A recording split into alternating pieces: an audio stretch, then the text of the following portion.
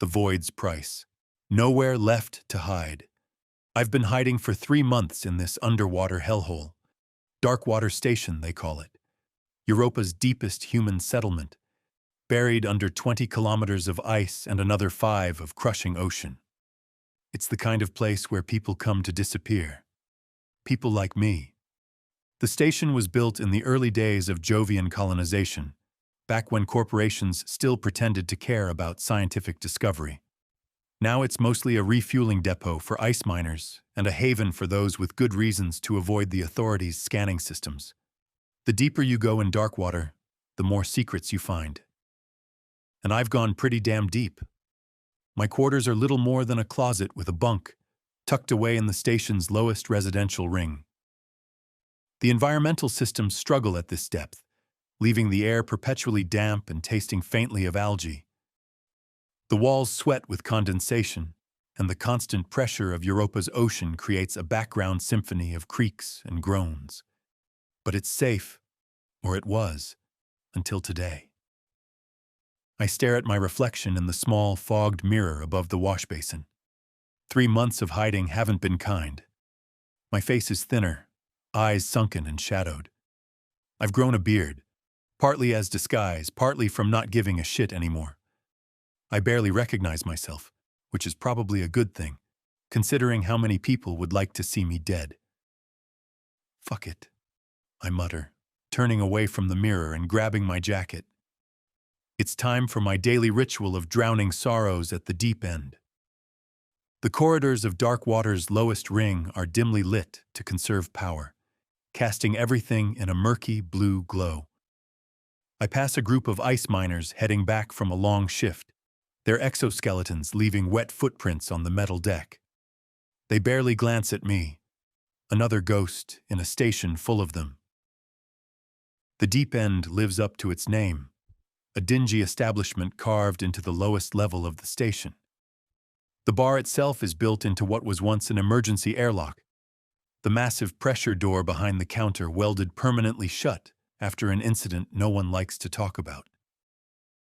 Rumor says 3 people were flushed into Europa's ocean when it malfunctioned. Their bodies were never found. Cheerful place. I take my regular seat at the far end of the bar, where I can keep my back to the wall and watch both the main entrance and the service corridor. Old habits. The bartender, a hulking Europan native with pale skin and eyes too large for his face, nods silently as I approach. Generations of living under Europa's ice has changed these people. They don't talk much. I like that about them. The usual, I say, though he's already reaching for the bottle of synthetic whiskey he keeps under the counter just for me. It's overpriced and tastes like industrial solvent, but it does the job. Bad day? He asks as he pours, which constitutes a lengthy conversation by his standards. I grunt in response. Every day is a bad day when you're the most wanted smuggler in the Jupiter system. My name is Cassian Voss. 3 months ago, I had a ship, the Midnight Runner. I had a purpose, even if that purpose was just staying alive and keeping my freedom. I had Max, my ship's AI, and the closest thing to a friend I've allowed myself in years. Now I have nothing but a stolen stealth vessel I can barely maintain, a 5 million credit bounty on my head, and the dubious achievement of being the most wanted smuggler in the Jupiter system. All because I delivered some parts to a mining colony and stumbled across something I wasn't supposed to know existed. Alien technology, corporate conspiracy, the kind of shit that gets people killed. 2 men sit down at a table near the bar, close enough that their conversation drifts toward me. They're not station residents. Their clothing is too new, too corporate. Probably technicians from one of the research outposts on Europa's surface. "You see that guy?" one of them says, nodding in my direction. "That's Cassian Voss." The whispered comment reaches my ears clearly, and my hand tightens around my glass. I don't react otherwise, keeping my gaze fixed on my drink. 3 months ago, I would have been out the door at the first mention of my name. Now I just don't have the energy to care. The one who exposed Jovian minerals? His companion asks, voice equally hushed but tinged with something like awe. The Callisto whistleblower? Yeah, the one who lost everything. I take another swallow of my drink. Lost everything. That about sums it up. I heard the Jovian authority blew his ship to pieces, the first voice continues.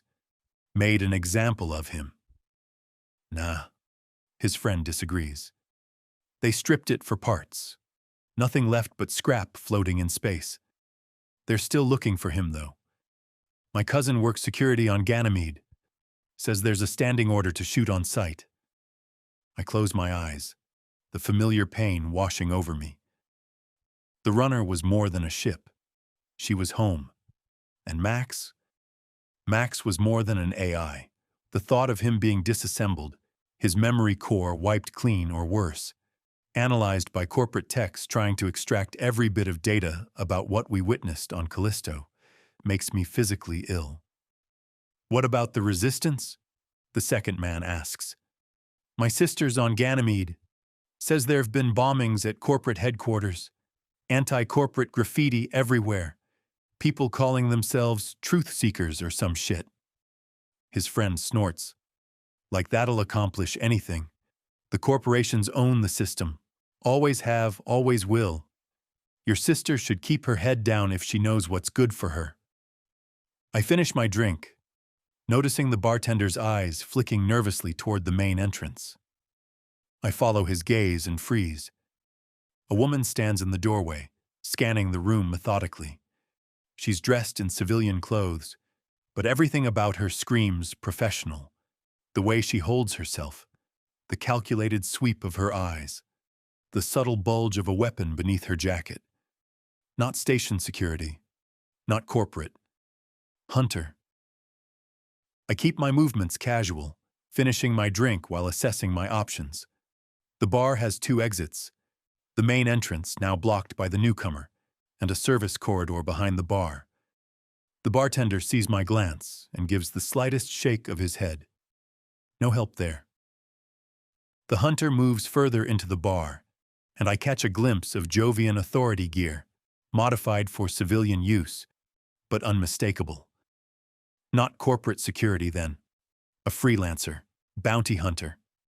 I have maybe 30 seconds before they spot me. Making a decision, I drop a handful of credits on the bar and slide off my stool, heading toward the restrooms. It's a calculated risk. The restrooms are a dead end, but they might buy me time to access the maintenance ducts I know run through this level of the station. I'm halfway there when I hear it. The slight intake of breath that tells me I've been made. Cassian Voss, the woman calls, her voice carrying clearly over the bar's ambient noise. I think you and I need to talk. Every patron turns to look, first at her, then at me. So much for anonymity. I don't bother with pretense. I run. The restroom door slides open as I approach, and I barrel through, immediately heading for the access panel I spotted during my first visit to this dive 3 weeks ago. I hear the hunter's footsteps close behind me, her voice calling out again. Voss, I'm not with the authority. I have information about your ship. Nice try. I've heard that one before. I wrench the access panel open and dive into the narrow maintenance tunnel beyond, pulling the panel closed behind me. It won't fool her for long, but it might buy me precious seconds. The maintenance tunnel is barely wide enough for my shoulders, lit by emergency strips that cast everything in a dim red glow. I crawl forward as quickly as I can, hearing the muffled sounds of pursuit behind me. Fuck, I mutter as I come to a junction. Left leads deeper into the station's residential sectors. Right leads toward the docking rings where the Phantom is berthed. Right it is. I turn the corner just as the access panel bursts open behind me. A pulse pistol shot ricochets off the metal wall near my foot. Next one won't miss, Voss, the hunter calls. I just want to talk. Talk to someone who gives a shit, I shout back, increasing my pace. I emerge from the tunnel into a larger maintenance shaft, allowing me to get to my feet. I sprint forward, the hunter close behind. The shaft is lined with pipes and conduits, carrying vital services to the lower levels of the station. I spot a coupling ahead and kick it loose as I pass. Pressurized coolant explodes from the pipe, filling the tunnel behind me with freezing vapor. I hear a curse and the sound of someone stumbling. It won't stop her for long, but it might slow her down. I navigate through a series of access tunnels and maintenance corridors, eventually reaching Darkwater's hydroponics section. The station's artificial lighting is intense here, designed to mimic sunlight for the crops growing in long rows of nutrient-rich solution. "Authority raid!" I yell, causing immediate panic among the workers. The chaos gives me cover to slip through unnoticed, heading for the far exit. The hydroponics section leads to a busy corridor filled with off-duty workers. I blend in with the crowd, keeping my head down as I push through. It's a risky move. The corridor leads to the main concourse where security presence will be heavier, but it's also the fastest route to Docking Ring C where the Phantom is birthed. I duck into a maintenance accessway, avoiding the security checkpoint I spot ahead. The narrow passage runs parallel to the main corridor, used mainly by station engineers. I've memorized most of these alternate routes during my time here, a precaution that's now paying off. As I approach the docking ring, the station's alert system activates, klaxons blaring as red warning lights begin to flash. Security alert. All personnel be advised. Dangerous fugitive in Sector 7. Lockdown initiating in 60 seconds. Someone's pulling strings. Standard station security doesn't move this fast. Not even for a 5 million credit bounty. This hunter has connections. I sprint the remaining distance to the Phantom's berth. The ship sits in its docking cradle, a sleek black vessel designed for stealth rather than comfort. I've never really bonded with it, the way I did with the runner.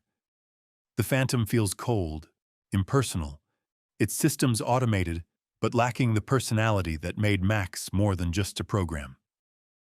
I punch my access code into the external panel, and the airlock cycles open. I dive inside, sealing it behind me as the docking ring's massive entry doors begin to close. The start of the lockdown procedure. The Phantom's interior is utilitarian. A cockpit, a small living area, minimal cargo space. All designed for quick escapes and avoiding detection rather than extended journeys. I throw myself into the pilot's seat and initiate emergency launch procedures. The ship's systems come online instantly, displays lighting up as the engines begin their warm-up sequence. The external camera shows station security personnel rushing toward my berth, the bounty hunter among them. She looks up directly at the camera, and I get my first clear look at her face. She's younger than I expected, maybe mid-30s, with sharp features and the focused gaze of someone used to hunting difficult prey. Not your typical muscle for hire. Something about her seems familiar, but I don't have time to place it. Unauthorized departure detected. The station's automated system announces. Return to dock immediately or defensive measures will be deployed. I ignore the warning, disengaging the docking clamps. The Phantom shudders as it pulls free from the berth, its engines now fully online. One of the security personnel raises what looks like a military-grade pulse rifle, definitely not standard station equipment. The shot hits the Phantom's hull, causing the ship to shudder, but the reinforced plating holds. Damage minimal, the ship's system reports. Hull integrity at 97%. I guide the Phantom away from the docking ring, pushing the engines to half power. The ship accelerates smoothly into the main transit tunnel that leads from the docking ring toward Europa's surface. Under normal circumstances, this tunnel would be filled with traffic. Supply ships, mining vessels, passenger shuttles. But the lockdown has cleared the way, leaving me a straight shot toward freedom. until I reach the massive pressure doors that separate the transit tunnel from the ice tunnels that lead to the surface. They're already beginning to close. Shit, I mutter, pushing the engines harder. The Phantom leaps forward, racing toward the narrowing gap. The pressure doors are designed to seal the station against the crushing weight of Europa's ocean in case of a hull breach. They're made of reinforced titanium, thick enough to withstand thousands of tons of pressure. I watch the gap narrow with each passing second, mentally calculating trajectories and clearances. The ship's automated system begins a warning chant. Collision imminent. Collision imminent. Override safety protocols, I order, pushing the engines to maximum. The Phantom surges forward, acceleration pressing me back into my seat. We slip through the gap with meters to spare, the massive doors closing behind us with a shudder that resonates through the tunnel. I've made it past the first obstacle, but the hardest part is still ahead. Beyond the pressure doors, the transit tunnel gives way to the ice tunnels, passages melted through Europa's thick ice crust, maintained by heating elements embedded in the walls. During a lockdown, they're sealed shut at the surface exit. But the Phantom has options that civilian vessels don't. I activate the ship's forward cutting array, a modification that's definitely not legal, and the ice ahead begins to melt and vaporize as powerful energy beams carve a new path through Europa's frozen shell. The ship shudders as we push through the superheated vapor, temperature warnings flashing across the control panel. The Phantom wasn't designed for this kind of stress, but it'll hold. It has to. For long minutes, there's nothing but steam and ice in the external view. The tunnel I'm creating isn't elegant or stable.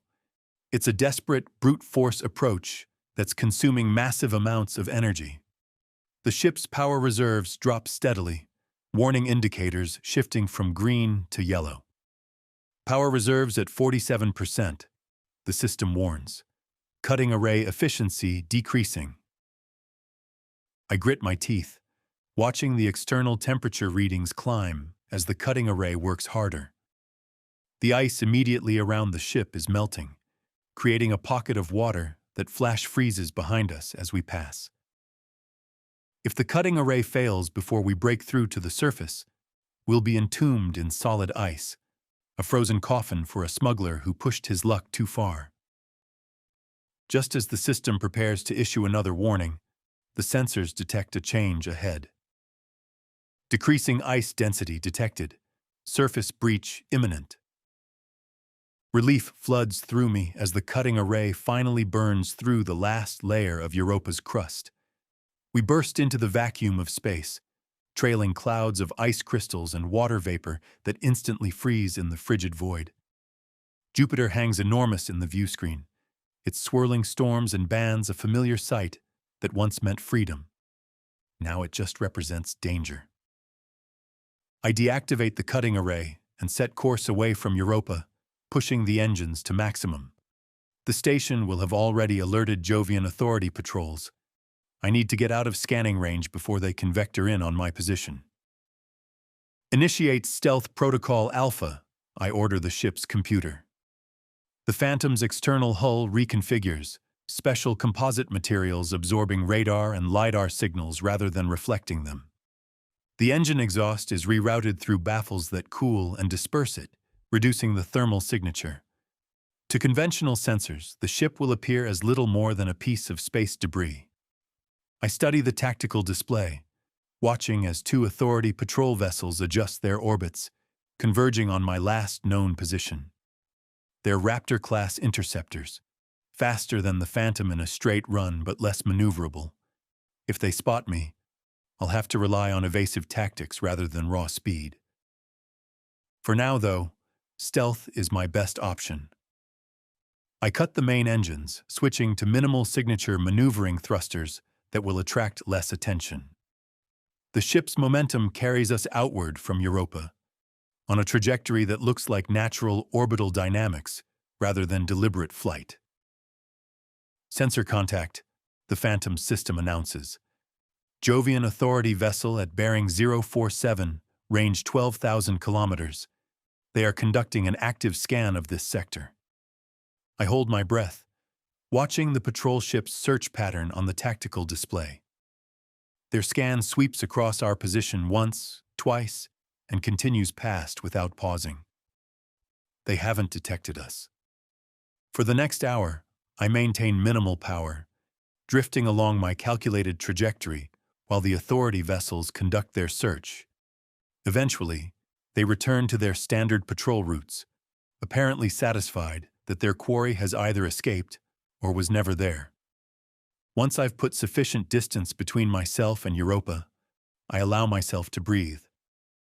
The adrenaline that's been keeping me moving starts to ebb, leaving me shaking and nauseous. Close call. Too close. The communication system pings, indicating an incoming transmission on an encrypted frequency. I almost ignore it, but the encryption signature makes me pause. It's one I recognize. Lexi Tarn's personal channel. I hesitate, then accept the connection. No visual, just audio. That was sloppy, Cass. Lexi's voice fills the cockpit, that familiar mix of amusement and exasperation. I thought you were better at staying hidden. I was, I reply, until your hunter flushed me out. Since when are you sending bounty hunters after me, Lexi? A pause. She's not mine, but she is interesting. Former Jovian intelligence. Went independent after the Callisto expose. Been asking a lot of questions about you. Great, another fan. She's not the only one looking for you. Word is that Jovian Minerals has doubled their internal bounty. 10 million credits now, Cass. You've made quite an impression. I rub my eyes, suddenly exhausted. What do you want, Lexi? I'm a little busy trying not to die at the moment. I've got something you want? Unless it's a new identity and a ticket to the Kuiper colonies, I doubt it. It's about the runner. My heart skips a beat, but I keep my voice level. The runner is gone. Scrap metal floating in space, according to local gossip. Gossip isn't always accurate. There's something in her voice, a hint of satisfaction that immediately puts me on alert. Lexi enjoys knowing things others don't. Get to Freehold, now. Freehold? Are you insane? That's on the other side of the system. Freehold is a hidden settlement built into Saturn's rings, a haven for smugglers, pirates, and others with good reasons to avoid corporate space. It's also nearly 2 billion kilometers from where I'm currently floating. Use the ship I gave you for what it was designed for. Stealth approach through the rings. Sending coordinates now. Data streams across my console, a complex flight path that weaves through Saturn's rings, approaching Freehold from an unexpected vector. The route would take me dangerously close to several corporate mining operations, but it avoids the major patrol routes. Why would I risk crossing the entire system just because you're being cryptic? Because I've got a ship that needs its captain. The connection terminates before I can respond. For a long moment, I stare at the blank communication screen. Lexi's always been manipulative, but this is extreme even for her. The smart play would be to ignore her, set course for the outer system, maybe try to reach the independent colonies on Triton. But if there's even a sliver of a chance that the runner survived, I pull up the ship's navigational systems, examining the course Lexi sent. It's expertly plotted, I'll give her that. Utilizing gravitational assists from Jupiter's other moons to build velocity, then a slingshot around Callisto to set up the long burn to Saturn. The approach through the rings is particularly clever, using the natural debris as camouflage to mask the ship's signature. The navigation system calculates resource requirements for the journey. The Phantom's fuel reserves are at 61% after my escape from Europa, enough to reach Saturn, but with minimal margin for error or evasive maneuvers. 4 days of life support for a single occupant would consume another 15% of the ship's power. It's cutting it close. This is a mistake, I tell the empty cockpit. No response comes. Max would have had something sardonic to say, some statistical analysis of my poor decision-making. The silence feels wrong, a constant reminder of what I've lost. I stare out at Jupiter's massive form, thinking about what this means. If I do this, if I go to Freehold, I'm committing to whatever game Lexi is playing. And Lexi's games are always dangerous. But the runner wasn't just a ship, and Max wasn't just an AI. They were the closest thing to home and family I've known in years. If there's even a remote chance. God damn it, I mutter, inputting the coordinates Lexi sent. The navigation system calculates the course, a complex path designed to avoid major shipping lanes and patrol routes. It'll take at least 4 days, pushing the Phantom's fuel reserves to their limit. The ship changes course, the slight adjustment barely perceptible as the maneuvering thrusters fire briefly. I catch a final glimpse of Europa receding in the distance, a pale, ice-covered orb against the swirling vastness of Jupiter. For 3 months, that frozen moon has been my refuge, however tenuous. Now I'm heading back into the heart of danger, chasing what's probably a lie or a trap. All for a ship that's likely nothing but debris. I collapse onto the narrow bunk in the sleeping compartment, not bothering to remove my boots or jacket. Sleep claims me almost instantly, but it's not restful. My dreams are filled with ice tunnels that narrow to nothing, bounty hunters with familiar faces, and the runner floating in pieces against the backdrop of Saturn's rings. When I wake 4 hours later, I feel no more rested than before. But the pull toward Saturn has strengthened, a desperate hope I can't quite suppress. For 4 days, I maintain a vigilant watch for patrols, conserving the Phantom's energy reserves as I cross the vast emptiness between the gas giants. The silence weighs on me more than I expected. On the runner, Max's constant commentary, sometimes helpful, sometimes sardonic, provided a counterpoint to the isolation of deep space travel. Here, there's nothing but the occasional automated alert from the ship's systems and the endless background hum of the engines. By the 3rd day, the ship's sensors detect a distant patrol vessel on a trajectory that will bring it within active scanning range of the Phantom. I immediately power down all non-essential systems and adjust course slightly, putting a large asteroid between us and the approaching ship. The patrol vessel, registry identifying it as a Saturn Mining Corporation security cruiser, passes within 50,000 kilometers, close enough that its passive sensors might detect us despite the Phantom's stealth systems. I watch the tactical display tensely, ready to initiate emergency evasive maneuvers if they change course to investigate. But the cruiser continues on its programmed patrol route, either missing us entirely or deciding we're not worth the fuel to investigate. The 4th day brings Saturn into visual range, a magnificent ringed giant that dominates the view screen as the Phantom begins its final approach. The planet's pale yellow surface is crisscrossed with cloud bands, less dramatic than Jupiter's swirling storms, but beautiful in their subtle patterns. But it's the rings that command attention. Billions of ice particles and rocky fragments orbiting the planet in a vast, shimmering disk. Somewhere within that celestial debris field lies Freehold, hidden from conventional detection by the natural interference of the ring material. I activate the specialized sensor array Lexi included in the Phantom's systems, tuning it to the specific frequency she provided in her navigational data. The rings resolve into a more detailed image, revealing the complex structures and gravitational dynamics that make them simultaneously the perfect hiding place and a navigational nightmare. Following Lexi's plotted course, I guide the Phantom into the outermost ring, immediately feeling the difference as small particles begin impacting the hull. The sound is like soft rain on a roof, deceptively gentle but potentially deadly at our current velocity. The ship's defense screens activate automatically, creating a repulsion field that deflects the smaller particles.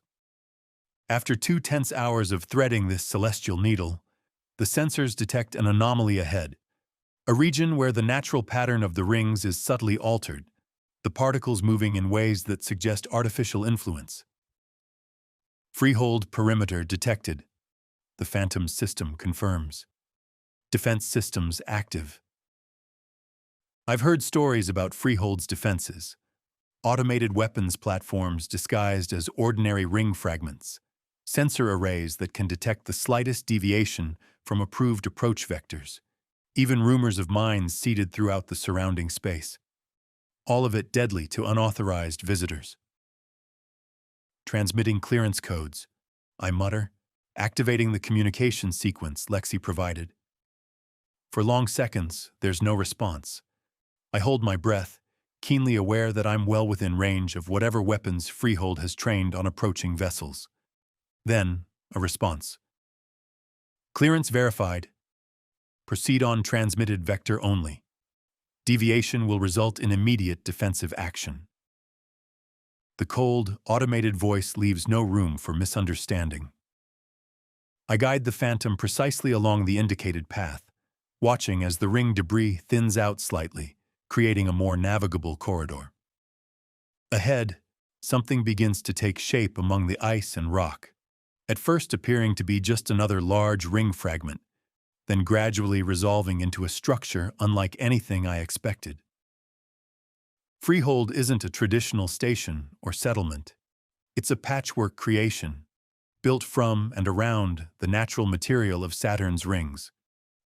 Habitation modules, repurposed ship hulls, and mining equipment have been assembled into a sprawling, organic structure that blends almost seamlessly with the surrounding debris. It's like nothing I've ever seen, a hidden city in the rings, home to those who exist outside corporate control. Smugglers, pirates, political dissidents, anyone with reason to disappear from official records. And now, apparently, me. As I approach a docking structure extending from Freehold's main mass, my comm system activates again. This time, the voice is human and familiar. Cutting it close on fuel reserves, Cass, Lexi observes. You always did like to live dangerously, says the woman who sent me across the entire system on a cryptic promise. I reply, managing the delicate final approach to the docking collar. Was it the promise that brought you, or the ship? I don't answer, focusing instead on the docking procedure. The Phantom shudders slightly as the magnetic clamps engage, securing it to Freehold's structure. Power and atmospheric systems link automatically, and the external pressure equalizes with a hiss. Welcome to Freehold, Lexi continues. Docking complete. I'll meet you at the airlock. The communication ends abruptly. For a moment, I remain in the pilot's seat, gathering my thoughts. I've crossed billions of kilometers on the word of a woman whose loyalties shift with the solar winds. I've risked what little remained of my freedom and safety for the mere possibility that something of my old life might be salvageable. The airlock cycles open with a soft pneumatic sound, revealing a short docking tube that connects to Freehold's interior. And there, standing at the far end with her customary enigmatic smile, is Lexi Tarn. She looks different than when I last saw her on Ganymede. Her violet eyes are the same genetically modified affectation I remember, but there's a new hardness to her features, a confidence that borders on arrogance. Her clothing is practical but expensive, marking her as someone with authority here. You look like shit, Cass, she says by way of greeting. 4 days in a stealth ship with minimal life support will do that. I exit the Phantom, feeling the subtle difference in gravity and air composition. Freehold maintains Earth-standard conditions, but there's a metallic tang to the recycled air that marks it as a space habitat. Where's my ship? Lexi's smile widens slightly. Direct as always. No, hello Lexi, how have you been? Thanks for saving my ass on Ganymede and giving me a multi-million credit stealth vessel. Hello Lexi, I say, my patience already wearing thin. "Where's my ship?" She studies me for a moment, then nods, apparently satisfied with whatever she sees. "Follow me. There's someone you should meet first." As she turns to lead me deeper into Freehold, I hesitate, suddenly uncertain. I've come all this way on the promise of recovering what I lost.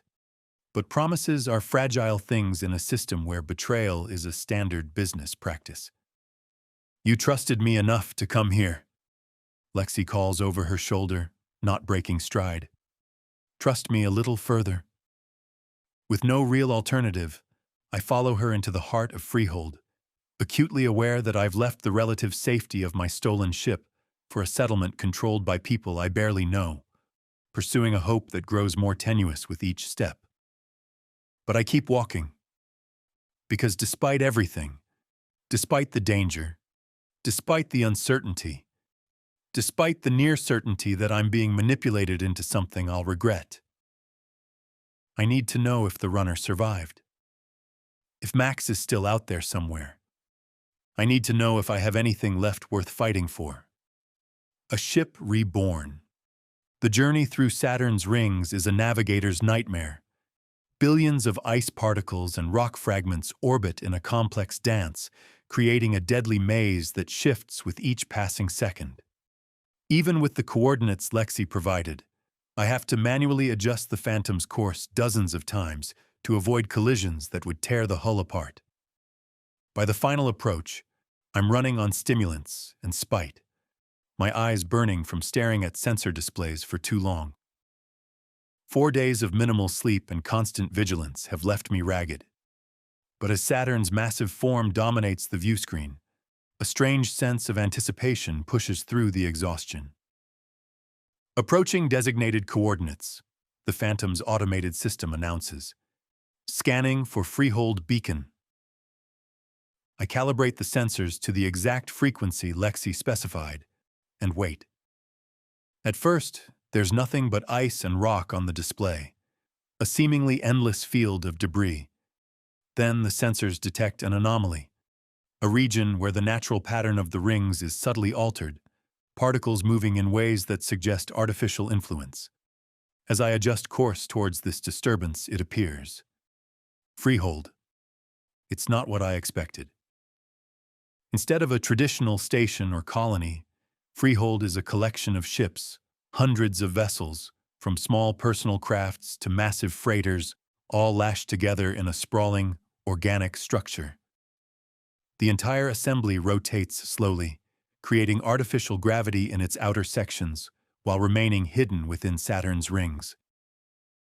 Approaching vessel. Identify yourself, comes a terse communication. Phantom requesting docking clearance, I respond, using the authentication code Lexi provided. I'm expected.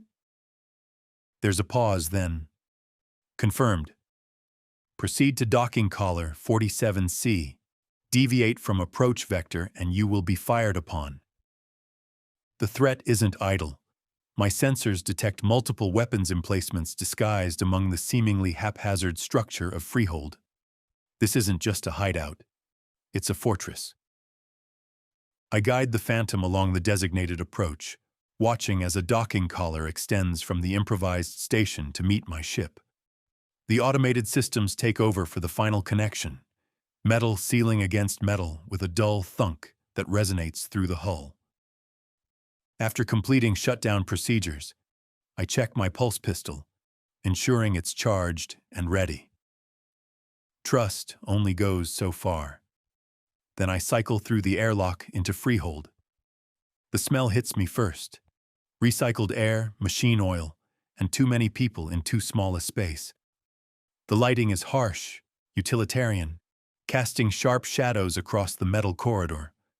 Armed guards flank the airlock, their weapons not quite pointed at me, but clearly ready. "This way," one of them says, not bothering with introductions. She's waiting. I follow, taking in my surroundings with practiced caution. Freehold is even more impressive from the inside. A maze of interconnected ships, each repurposed to serve the growing settlement. What catches my attention is the level of organization. This isn't the chaotic pirate haven I expected. There's purpose here, structure. We passed through what used to be the cargo hold of a Saturn Mining Corporation freighter, now converted into something between a marketplace and a command center. Dozens of people work at makeshift stations, monitoring communications, coordinating operations. The walls are plastered with maps of the Jupiter and Saturn systems, corporate vessel movements marked with precise notation. This isn't a hideout. It's the headquarters of an organized resistance. The guard leads me to a separate chamber, the bridge of another vessel grafted onto the larger structure. The door slides open, and I find myself facing Lexi Tarn. She's changed in the 3 months since I last saw her. The violet eyes are the same, a genetically modified affectation she's always been proud of. But there's a new hardness to her features, a weight of authority that wasn't there before. She sits behind a command console, surrounded by displays showing various operations throughout the Saturn system. "You look like shit, Cass," she says by way of greeting. 4 days in a stealth ship with minimal life support will do that. I remain standing, keeping my distance. "You mentioned something about my ship." A smile quirks the corner of her mouth. Direct as always. "No, hello Lexi, how have you been? Thanks for saving my ass on Ganymede and giving me a multi-million credit stealth vessel." "Hello Lexi, where's my ship?" She sighs, standing up from her console. "You need food and rest first. Then we'll talk about the runner." I open my mouth to protest, but my body betrays me. A wave of dizziness hits, forcing me to steady myself against the wall. 4 days of minimal rations and snatched sleep have taken their toll. "Fine," I concede. "Food first, then my ship." Lexi leads me to what appears to be a mess hall, converted from the galley of a transport vessel. She signals to someone behind a counter, who brings over a tray of actual food, not the synthetic protein packs I've been subsisting on, but cultivated vegetables, lab-grown meat, the kind of meal that costs serious credits in the outer system. "Eat," she says, pushing the tray toward me. "We have resources here that most stations can only dream of." I eat mechanically at first, then with growing appreciation as my body responds to the first real nutrition it's had in days. Lexi watches silently, her expression unreadable. "What happened to you, Lexi?" I ask between bites. "Last I knew, you were running information networks from Ganymede, selling secrets to the highest bidder. Now you're what? Leading a revolution?" She traces a finger along the edge of the table, considering her response. "I saw the reports from Callisto firsthand. Not just what you transmitted, everything. The corporation's internal communications, their contingency plans. They were willing to eliminate an entire outpost of their own people to keep that technology secret. That's not news. Corporations have always valued profits over people. This was different." Her voice drops, taking on an intensity I've never heard from her before. "One of the researchers at the Callisto facility was my sister." I stop eating, the revelation hitting like a physical blow. In all the years I've known Lexi, she's never mentioned family. "Ilara was a xenobiology specialist," she continues. "Recruited to study the artifacts directly. She was sending me data about what they'd found. Energy sources unlike anything we've seen. Materials that could revolutionize ship construction. Medical applications that could eliminate diseases that have plagued humanity for centuries. I didn't know. No one did. When Jovian Minerals realized what they had, they quarantined the facility. When they realized information was leaking, they decided containment was the only option. 57 researchers, support staff, and their families, including Ilara, all marked for equipment malfunction that would destroy the outpost. And then I showed up with a shipment of parts. Lexi nods, her eyes distant. You inadvertently disrupted their timeline. The information you transmitted forced them to accelerate their plans. In the chaos, some of the researchers escaped. Not Alara, but others who knew what was happening. They brought evidence, names, research data. The pieces fall into place.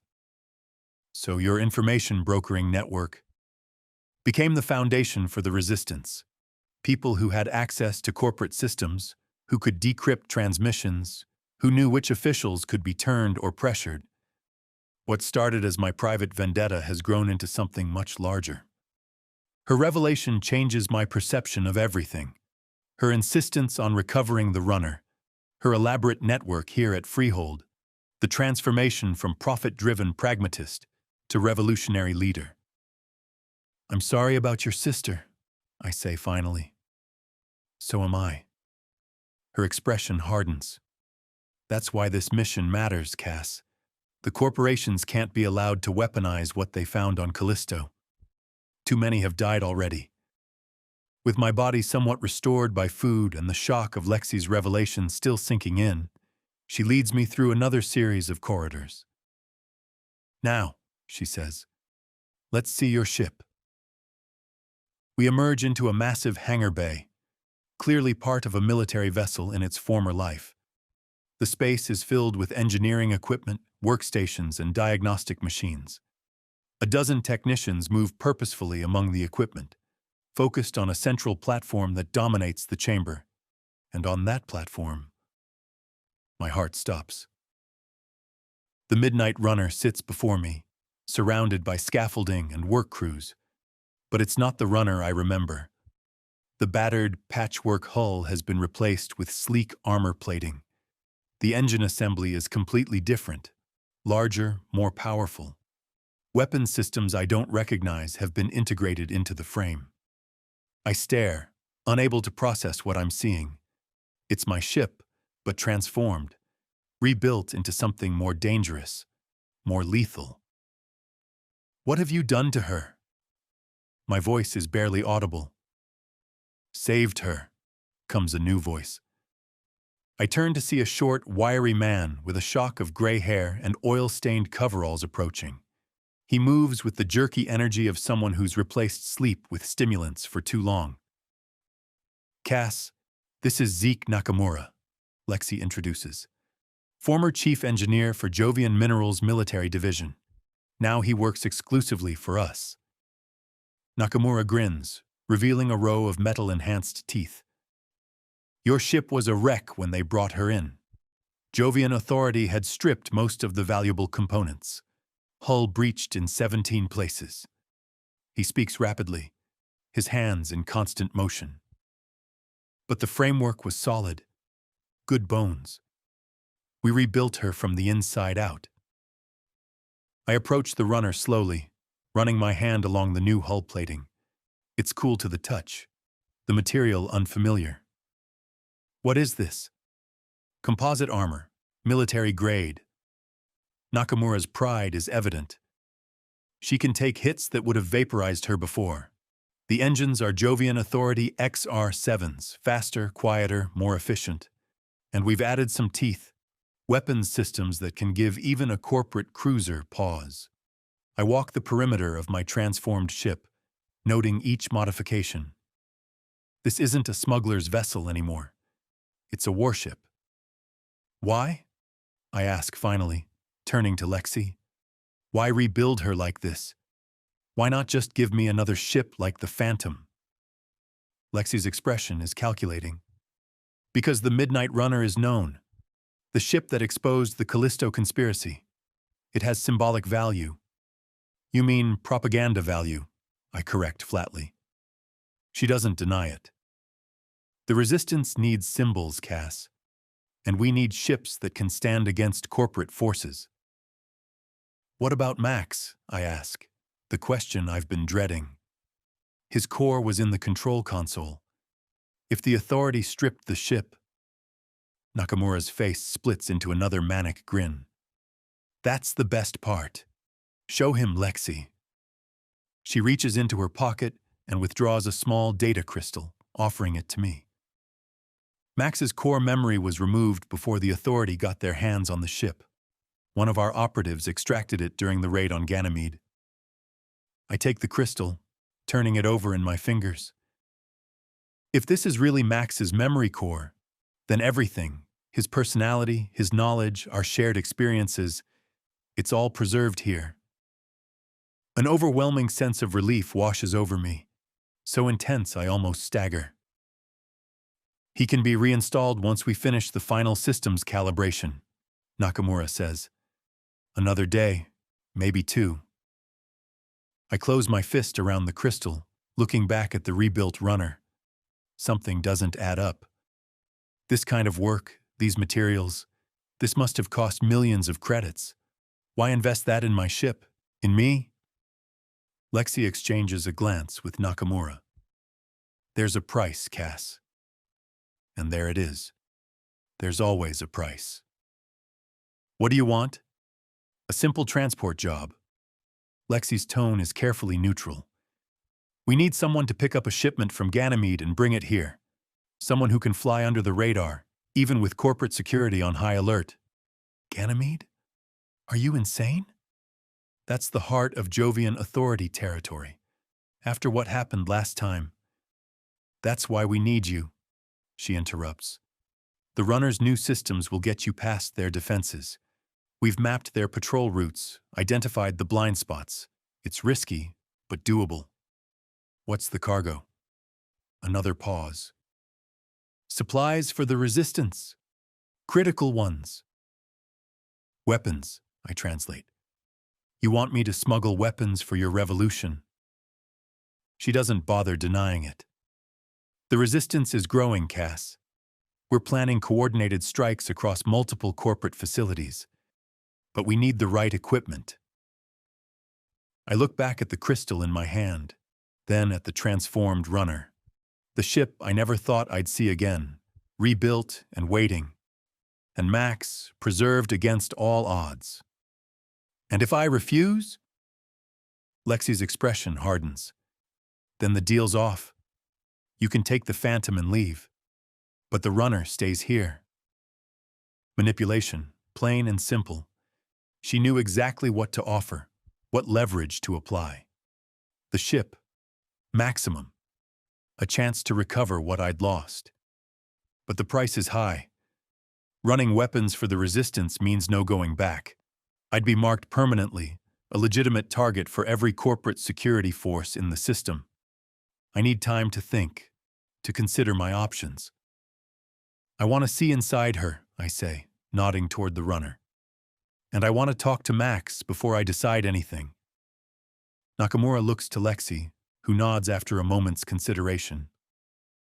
The interior systems are mostly installed, he says. Max's core can be temporarily connected to the diagnostic terminal, though not fully integrated into the ship's systems yet. Do it, Lexi orders. To me, she adds, take your time, Cass. But not too much time. The mission window opens in 36 hours, and we need an answer before then. She turns to leave, but I catch her arm. One more thing. That hunter who found me on Europa, former Jovian intelligence, you said. What's her name? Something flickers in Lexi's eyes. Surprise, perhaps, that I've made the connection. Arya Chen. Why? Just curious about who nearly got me killed. I release her arm. I like to keep track of my enemies. Smart. Lexi studies me for a moment. But Arya Chen might not be your enemy. She's been asking questions about Callisto. The right kind of questions. With that cryptic statement, she exits the hangar, leaving me with Nakamura and the transformed runner. The engineer gestures to the ship's airlock. Shall we? I follow him up the boarding ramp, my heart pounding with a mix of anticipation and dread.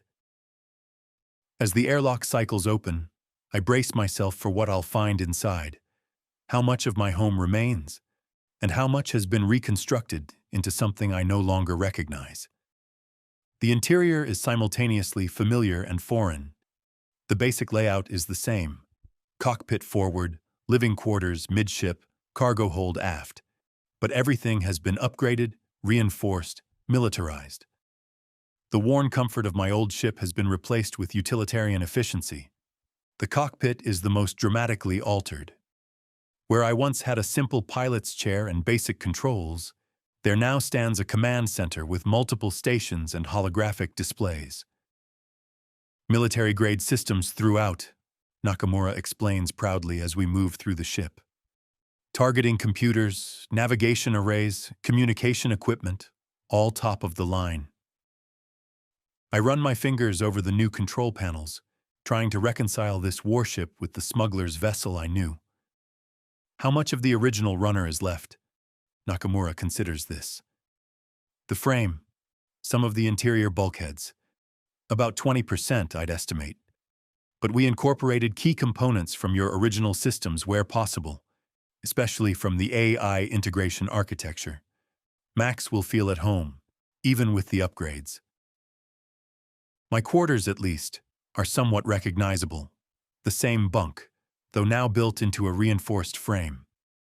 My few personal possessions have been stored in newly installed lockers. We salvaged what we could from your living space, Nakamura explains. Lexi insisted, said it was important you feel it was still your ship. Thoughtful of her, I mutter, knowing full well Lexi's true motivation is to ensure my cooperation. Back in the cockpit, Nakamura connects Max's data crystal to the diagnostic terminal. This will give you temporary access to your AI's core functions. Not fully integrated yet, but enough for a conversation. He taps a series of commands into the terminal, then steps back. I'll give you some privacy. Take as long as you need. With that, he exits the cockpit, the door sliding shut behind him. For a moment, nothing happens. Then the main display activates, lines of code scrolling rapidly across the screen as Max's systems initialize. A familiar voice emerges from the speakers, cautious at first, then with growing confidence. System diagnostic running. Core functions at 87% efficiency. Peripheral awareness limited. Cassian? Is that you? Something tight in my chest loosens at the sound of that voice. Yeah, Max, it's me. Your vital signs indicate elevated stress levels and significant sleep deprivation. Also, your blood alcohol content suggests recent excessive consumption. Some things never change, I see. I laugh, the sound rusty from disuse. Good to see you too, you judgmental bastard. I am detecting unfamiliar systems. This is not the runner as I remember it. A pause as Max processes the available data. We have been upgraded? That's one way to put it. I explain what's happened. My months hiding on Europa, the hunter who found me, Lexi's message that brought me to Freehold, and the transformed runner. Fascinating, Max responds once I finish. My last complete memory is of our escape from Ganymede. Lexi's operatives must have extracted my core before the authorities seized the ship. There's a gap of approximately 3 months in my experiential timeline. Can you access the ship's new systems? Get a read on what we're dealing with? Only partially, through this diagnostic interface. But what I can access is impressive. Military-grade hardware, advanced stealth capabilities, weapon systems that exceed anything we've encountered outside of corporate battlecruisers. Another pause. Cassian, this ship has been rebuilt for combat, not smuggling. I know. I lean back in the pilot's chair, suddenly exhausted. Lexi wants me to run weapons from Ganymede for the Resistance. The statistical probability of successfully completing such a mission is difficult to calculate without full access to the ship's capabilities. However, based on available data, I would estimate approximately 63% chance of success. Better odds than we've had on some jobs? True, but the consequences of failure are significantly higher. If captured during a weapons transport for the resistance, execution would be the most likely outcome, rather than mere imprisonment. I rub my temples, feeling a headache building. Always the optimist, Max. I merely calculate probabilities based on available data. A hint of something almost like concern enters his synthetic voice. Cassian, what are you planning to do? It's the question I've been avoiding since I first saw the rebuilt runner. The smart play would be to walk away, take the Phantom, find a remote outpost in the belt or beyond, disappear completely. But that would mean leaving Max behind, leaving the runner behind. Again. I don't know, I admit. Part of me wants to tell Lexi to shove her revolution up her genetically modified ass. But another part? You are considering accepting the mission. It's not a question. Maybe, not because I care about the resistance or their cause, but because I trail off, struggling to articulate the feeling. Because the runner is home. Max finishes for me. And I am, as you might say, part of that home. Something like that. A purely logical analysis would suggest refusing the mission. The risk-reward ratio is unfavorable. But I have observed that humans rarely make decisions based solely on logical analysis. There are emotional factors that my algorithms cannot fully quantify. A pause. Also, my assessment of our time together indicates that you have a statistically significant tendency towards self-destructive behavior disguised as calculated risk. I can't help but laugh. Missed you too, Max. The sentiment is appreciated, though technically inaccurate as I do not experience emotions in the human sense. Bullshit. You're the most passive-aggressive AI I've ever met. I prefer to think of it as adaptive personality heuristics optimized for effective human interaction. See? That right there. Passive-aggressive. Our familiar banter feels like a lifeline, a connection to the past that I thought was lost forever. Whatever happens next, at least I have this back, the closest thing to friendship I've allowed myself in years. Nakamura returns to show me the weapons systems, which are just as impressive as the rest of the ship. Nothing less than what I'd expect from a military engineer with unlimited resources and a clear mandate to create a weapon of war disguised as a transport.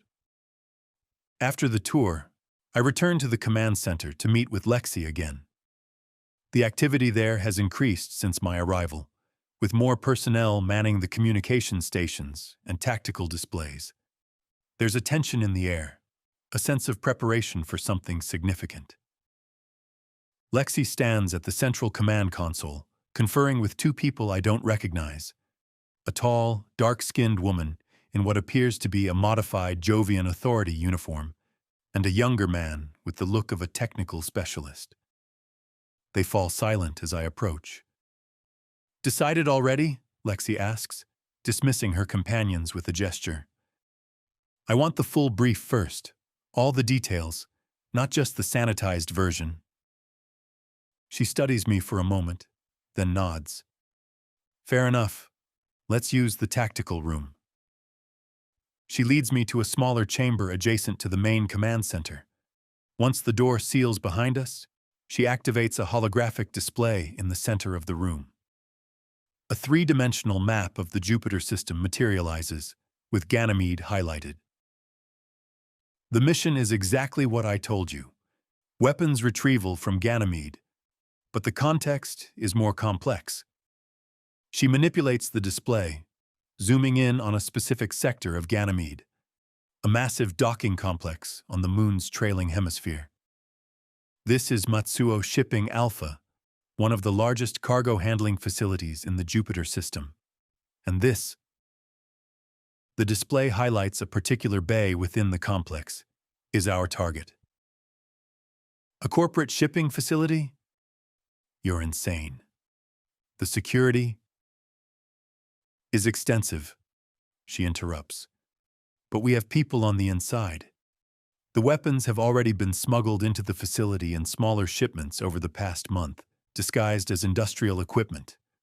They're being stored in a maintenance bay adjacent to the main docking area, ready for consolidation and transport.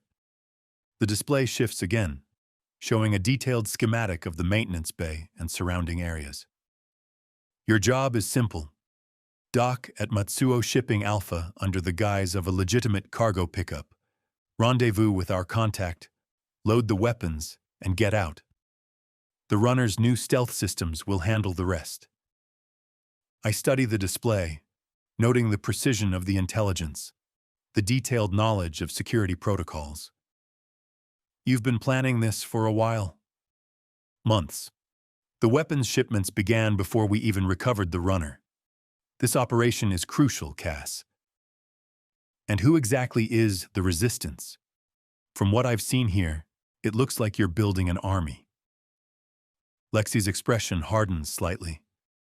That's exactly what we're doing. After Callisto, after what you exposed about Jovian minerals and their willingness to sacrifice an entire outpost to keep the alien technology secret, people started asking questions. The corporations responded with force. Arrests, disappearances, entire settlements placed under martial law.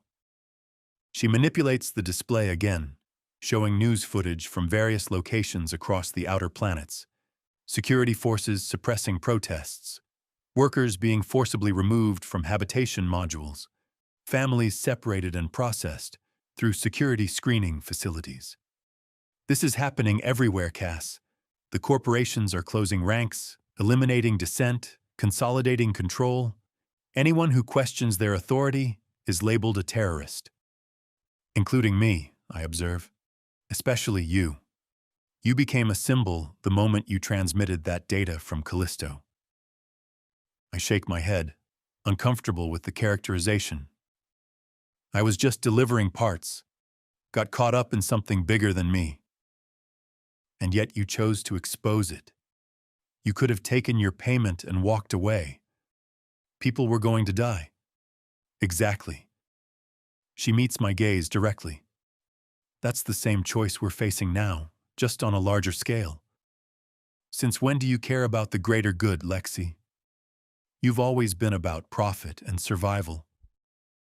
She hesitates, then brings up another image on the display, a schematic of what appears to be a weapon of some kind, utilizing technology I don't recognize.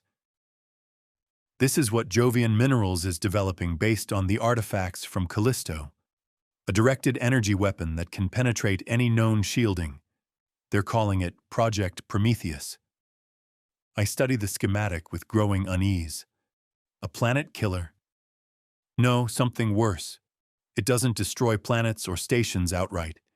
It penetrates habitats and selectively disrupts electrical systems while leaving structures intact. It can disable life support, communication, defense systems, everything a colony needs to survive, without damaging the valuable infrastructure. The perfect corporate takeover weapon. She rotates the display, showing an animation of the weapon in action. A beam of energy that passes through conventional shields and walls, targeting specific systems with surgical precision. They've already tested a prototype on a remote mining outpost in the asteroid belt. 16 people died when life support failed, but the facility's automation systems remained functional. The corporations reported it as an accident, but our sources confirm it was a field test. And you know this how? We have sources inside Jovian Minerals' research division, people who can't stomach what's being done with the technology they're studying. The same people who helped us extract Max's core from the runner before it was completely dismantled. I turn away from the display, trying to process all of this. What started as a simple smuggling job on Callisto has snowballed into something far beyond my understanding or control. Alien technology, corporate conspiracies, weapons development, revolution. I'm just a smuggler, Lexi. Not a revolutionary. Not a soldier. I'm not asking you to be either of those things. I'm asking you to do what you do best. Fly your ship, avoid detection, deliver cargo. She steps closer. One mission, Cass. Get the weapons from Ganymede to Freehold. After that, if you want to take the runner and disappear to the outer planets, I won't stop you. I meet her gaze, searching for the lie I'm sure is there, but her violet eyes are steady, resolute. Either she's gotten better at deception, or she actually means it.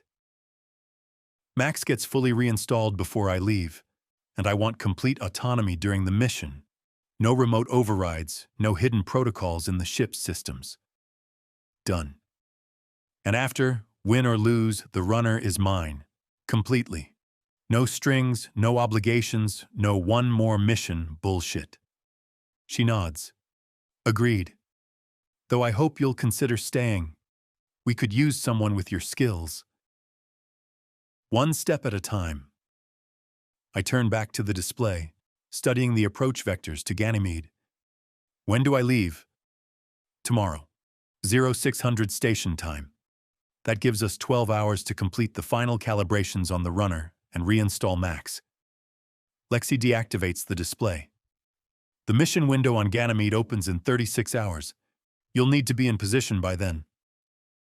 I'll need a cover story, documentation, cargo manifests, the works. If I'm docking at a corporate facility, I need to look legitimate. Already prepared. She produces a datapad, handing it to me. You'll be piloting the Helios Dawn, a registered transport with Saturn Mining Corporation. The real ship was decommissioned last month, but the records haven't been purged from the system yet.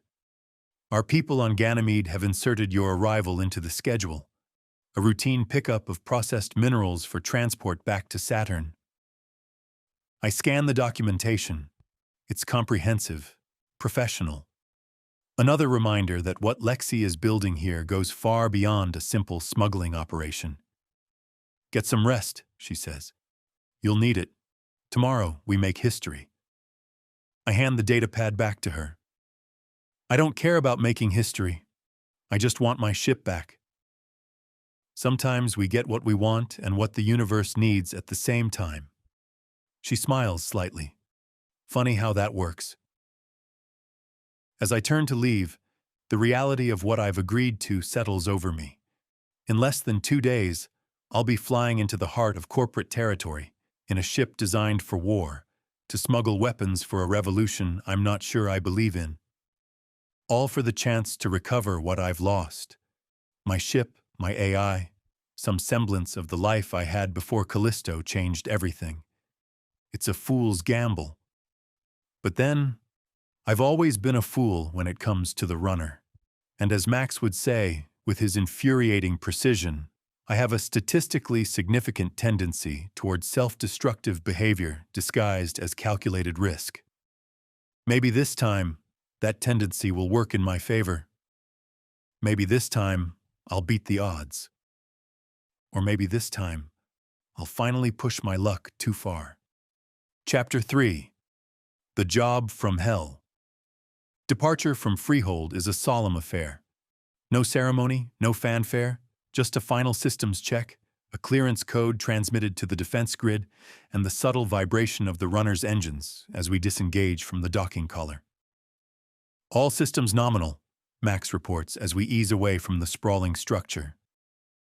Stealth systems engaged.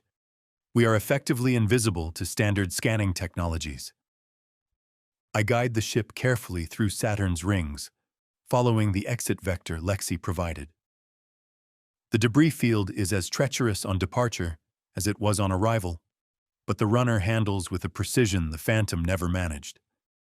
The neural interface translates my intentions into action with minimal delay, making the ship feel like an extension of my own body.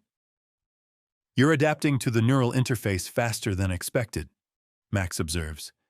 Your control efficiency has increased 27% in the past 12 hours. It's intuitive, I admit, guiding the ship through a particularly dense section of the rings. Almost like the ship is responding to my thoughts before I fully form them. That is precisely the design intent. The interface reads neural impulses, allowing the ship to begin executing commands as they're forming in your consciousness. Sounds dangerously close to mind reading. A crude approximation, but essentially accurate, though it can only interpret command-oriented patterns, not complex thoughts or emotions. Good to know my inner monologue remains private. Once clear of Saturn's rings, I engage the main engines, accelerating along our plotted course toward Jupiter. The runner's new propulsion system responds with a barely perceptible hum, pushing us to speeds I wouldn't have thought possible in the old configuration.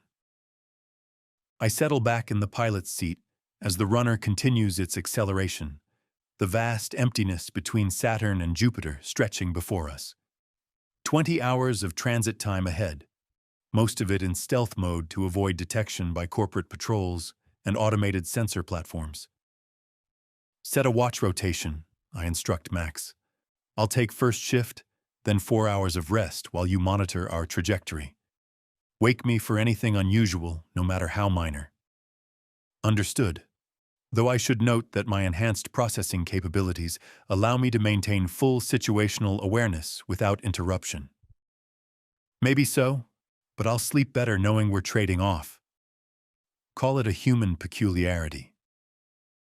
I have catalogued many such peculiarities in our time together, Cassian.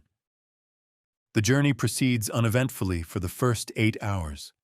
I use the time to further familiarize myself with the ship's new systems, running simulations and studying the tactical capabilities Nakamura built into the redesign. The weapons systems are impressive, far beyond what any legitimate transport would carry. This isn't a smuggler's vessel anymore. It's a warship disguised as a transport, designed for the coming conflict Lexi envisions. During my rest period, I dream of Callisto again, the mining outpost where everything changed. In the dream, I'm back in the colony's lower levels, witnessing the sabotaged AI core slowly killing the facility. But this time, when I try to help, the colonists turn to me with accusing eyes. "You did this," they say in unison. "You brought war to the system." I wake with a start, disoriented momentarily by the unfamiliar surroundings. The runner's interior is darker than I remember, the lighting reconfigured to reduce energy emissions detectable by sensors. "You appeared to be experiencing a stress response during your sleep cycle," Max notes as I sit up. "Your vital signs indicated elevated heart rate and respiratory distress." Just a dream. I rub my face, trying to shake off the lingering unease. Status report? "We are proceeding on course at optimal velocity. No vessel contacts detected within sensor range. All systems functioning within normal parameters." I check the time. I've been asleep for just under 4 hours. "Anything unusual on communication frequencies?" "I have detected encrypted transmissions on frequencies typically reserved for military operations. The encryption is sophisticated, preventing content analysis, but the transmission patterns suggest coordination of multiple assets." Origin? "Multiple sources throughout the Jupiter system. A significant percentage appear to originate from the vicinity of Ganymede." I move to the cockpit, studying the long-range sensor display. Jupiter hangs in the distance, a massive presence still hours away, with its moons mere specks in orbit around it. "Something's happening," I mutter. "Exactly as we suspected." Indeed, the timing aligns with Lexi Tarn's reference to increased activity during our mission timeline. "Can you intercept any of the transmissions?" "Not with current capabilities. The encryption exceeds my decryption parameters." I drum my fingers on the console, considering our options. Stay alert. Whatever's happening, I want to know the moment it might affect our mission. The remaining transit time passes with increasing tension. The encrypted transmissions grow more frequent, though their content remains indecipherable. 6 hours from Ganymede, we detect the first sign of unusual activity. A corporate security vessel moving at high speed away from the moon, its trajectory suggesting urgent redeployment. "Curious," Max notes as we track the vessel. That is a Jovian Minerals security cruiser, typically assigned to installation protection rather than patrol duties. They're pulling security from their own facilities. This particular vessel was likely stationed at one of their processing centers on Ganymede. Its current vector suggests redeployment to Callisto. More vessels appear on our long-range sensors as we draw closer to Jupiter. Corporate ships, authority patrols, civilian transports, all moving with unusual urgency. Corporate assets consolidate around specific installations, while authority vessels establish containment perimeters. They're preparing for something, I observe, watching the tactical display. Reinforcing key positions, securing critical infrastructure. The pattern suggests preparation for coordinated hostile action. Max agrees. I calculate a 94.7% probability that Lexi's resistance is planning significant strikes throughout the Jupiter system. And we're flying right into the middle of it. 3 hours from Ganymede, we receive the first direct confirmation of trouble. An emergency broadcast overrides standard communication channels, the signal powerful enough to penetrate even our stealth systems. Attention all vessels in the Jupiter system. This is Admiral Chen of the Jovian Authority. A state of emergency has been declared due to terrorist activity. All civilian traffic is directed to proceed to designated safe harbors. Any vessel deviating from assigned routes will be considered hostile and engaged accordingly. Repeat, a state of emergency is in effect. The message continues, listing safe harbor locations and restricted zones. Ganymede, unsurprisingly, is designated as a high-security area with all non-essential traffic prohibited. Well, that complicates things, I mutter. Indeed, our planned approach vector now intersects multiple security cordons. The probability of successful infiltration has decreased to approximately 42%. I study the tactical display, recalculating our options. We need a new approach, something they won't expect. Chapter 3. The Job from Hell. Departure from Freehold is a solemn affair. No ceremony, no fanfare, just a final systems check, a clearance code transmitted to the defense grid, and the subtle vibration of the runner's engines as we disengage from the docking collar. All systems nominal, Max reports as we ease away from the sprawling structure. Stealth systems engaged. We are effectively invisible to standard scanning technologies. I guide the ship carefully through Saturn's rings, following the exit vector Lexi provided. The debris field is as treacherous on departure as it was on arrival, but the runner handles with a precision the Phantom never managed.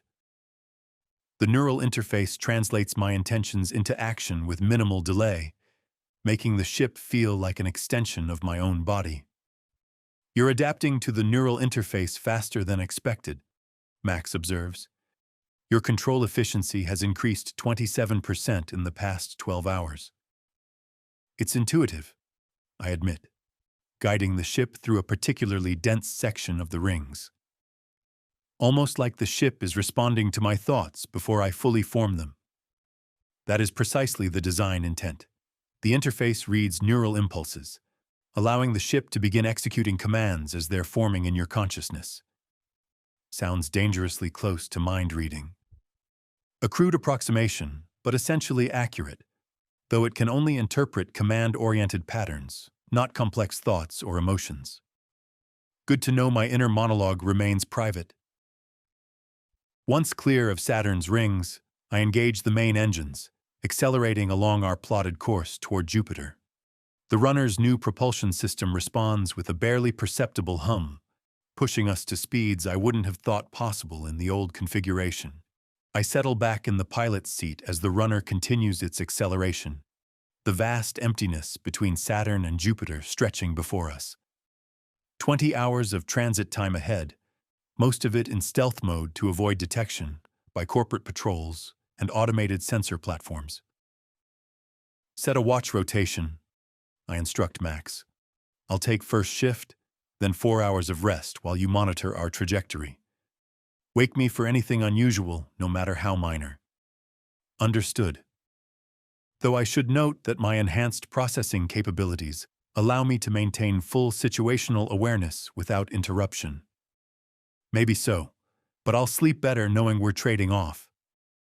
Call it a human peculiarity. I have catalogued many such peculiarities in our time together, Cassian. The journey proceeds uneventfully for the first 8 hours. I use the time to further familiarize myself with the ship's new systems, running simulations and studying the tactical capabilities Nakamura built into the redesign. The weapon systems are impressive, far beyond what any legitimate transport would carry. This isn't a smuggler's vessel anymore. It's a warship disguised as a transport, designed for the coming conflict Lexi envisions. During my rest period, I dream of Callisto again, the mining outpost where everything changed. In the dream, I'm back in the colony's lower levels, witnessing the sabotaged AI core slowly killing the facility. But this time, when I try to help, the colonists turn to me with accusing eyes. "You did this," they say in unison. "You brought war to the system." I wake with a start, disoriented momentarily by the unfamiliar surroundings. The runner's interior is darker than I remember, the lighting reconfigured to reduce energy emissions detectable by sensors. "You appeared to be experiencing a stress response during your sleep cycle," Max notes as I sit up. "Your vital signs indicated elevated heart rate and respiratory distress." "Just a dream." I rub my face, trying to shake off the lingering unease. "Status report?" "We are proceeding on course at optimal velocity. No vessel contacts detected within sensor range. All systems functioning within normal parameters." I check the time. I've been asleep for just under 4 hours. "Anything unusual on communication frequencies?" "I have detected encrypted transmissions on frequencies typically reserved for military operations. The encryption is sophisticated, preventing content analysis, but the transmission patterns suggest coordination of multiple assets." "Origin?" "Multiple sources throughout the Jupiter system. A significant percentage appear to originate from the vicinity of Ganymede." I move to the cockpit, studying the long-range sensor display. Jupiter hangs in the distance, a massive presence still hours away, with its moons mere specks in orbit around it. "Something's happening," I mutter. Exactly as we suspected. Indeed, the timing aligns with Lexi Tarn's reference to increased activity during our mission timeline. "Can you intercept any of the transmissions?" "Not with current capabilities. The encryption exceeds my decryption parameters." I drum my fingers on the console, considering our options. "Stay alert. Whatever's happening, I want to know the moment it might affect our mission." The remaining transit time passes with increasing tension. The encrypted transmissions grow more frequent, though their content remains indecipherable. 6 hours from Ganymede, we detect the first sign of unusual activity. A corporate security vessel moving at high speed away from the moon, its trajectory suggesting urgent redeployment. "Curious," Max notes as we track the vessel. That is a Jovian Minerals security cruiser, typically assigned to installation protection rather than patrol duties. They're pulling security from their own facilities? This particular vessel was likely stationed at one of their processing centers on Ganymede. Its current vector suggests redeployment to Callisto. More vessels appear on our long-range sensors as we draw closer to Jupiter. Corporate ships, authority patrols, civilian transports, all moving with unusual urgency. Corporate assets consolidate around specific installations, while authority vessels establish containment perimeters. They're preparing for something, I observe, watching the tactical display. Reinforcing key positions, securing critical infrastructure. The pattern suggests preparation for coordinated hostile action, Max agrees. I calculate a 94.7% probability that Lexi's resistance is planning significant strikes throughout the Jupiter system. And we're flying right into the middle of it. 3 hours from Ganymede, we received the first direct confirmation of trouble. An emergency broadcast overrides standard communication channels, the signal powerful enough to penetrate even our stealth systems. Attention all vessels in the Jupiter system. This is Admiral Chen of the Jovian Authority. A state of emergency has been declared due to terrorist activity. All civilian traffic is directed to proceed to designated safe harbors. Any vessel deviating from assigned routes will be considered hostile and engaged accordingly. Repeat, a state of emergency is in effect. The message continues, listing safe harbor locations and restricted zones. Ganymede, unsurprisingly, is designated as a high-security area with all non-essential traffic prohibited. Well, that complicates things, I mutter. Indeed, our planned approach vector now intersects multiple security cordons. The probability of successful infiltration has decreased to approximately 42%. I study the tactical display, recalculating our options. We need a new approach, something they won't expect. Conventional logic would suggest aborting the mission given the elevated security status. You know me better than that. I adjust our course slightly, plotting a more circuitous approach to Ganymede. We've come too far to turn back now, and besides, all this activity might work in our favor. Security forces divided, attention focused on multiple threats simultaneously. For the next 2 hours, we monitor the deteriorating situation as we approach Jupiter's massive form. Reports flood the emergency channels, attacks on corporate facilities throughout the system, resistance forces seizing control of communication relays, pitched battles between security forces and what are being called insurgent elements. Lexi's resistance has launched their offensive, precisely as she hinted, and our weapons run is clearly part of a larger, coordinated plan. Entering Jupiter's outer gravitational influence, Max announces as the massive gas giant looms larger in our view screen. Ganymede orbit in 97 minutes at current velocity. Maintain stealth profile, passive sensors only. I activate the tactical overlay, studying the security deployments around our target. Looks like Matsuo Shipping Alpha is under heightened alert, but not direct attack. 3 Authority patrol vessels in standard orbit, with corporate security handling the facility itself. Consistent with the separation of responsibilities in the Jovian security framework, the Authority controls space, while corporations maintain jurisdiction over their installations. I plot our final approach, a high-risk trajectory that skims Jupiter's upper atmosphere before swinging outward toward Ganymede from an unexpected vector. The route will subject the ship to intense gravitational forces and radiation exposure, but it should bypass the densest security cordons. Initiating approach sequence, I announce, feeling the neural interface harmonize with my intention as the runner adjusts course. Max, divert additional power to shields and radiation dampening. The runner plunges toward Jupiter, accelerating under the massive planet's gravitational pull. The ship shudders as we hit the outer wisps of the atmosphere, friction heating the hull despite the shield's protection. Warning indicators flash across the display as radiation levels spike, but the enhanced systems Nakamura installed hold steady. Hull temperature approaching upper safe limits, Max reports. Radiation exposure at 82% of shielding capacity. Maintain course. I grip the controls tighter, though the neural interface makes the physical action unnecessary. Prepare for slingshot maneuver on my mark. The ship plunges deeper into Jupiter's atmosphere, the external cameras showing swirling clouds of gas rushing past at incredible speed. The gravitational forces press me into my seat, despite the inertial dampeners working overtime. Mark! I call as we reach the calculated slingshot point.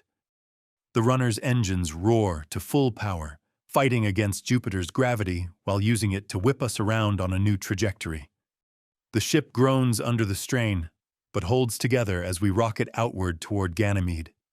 Structural integrity at 91%, Max reports once we've cleared the worst of the gravitational stress. All systems functional. New course established.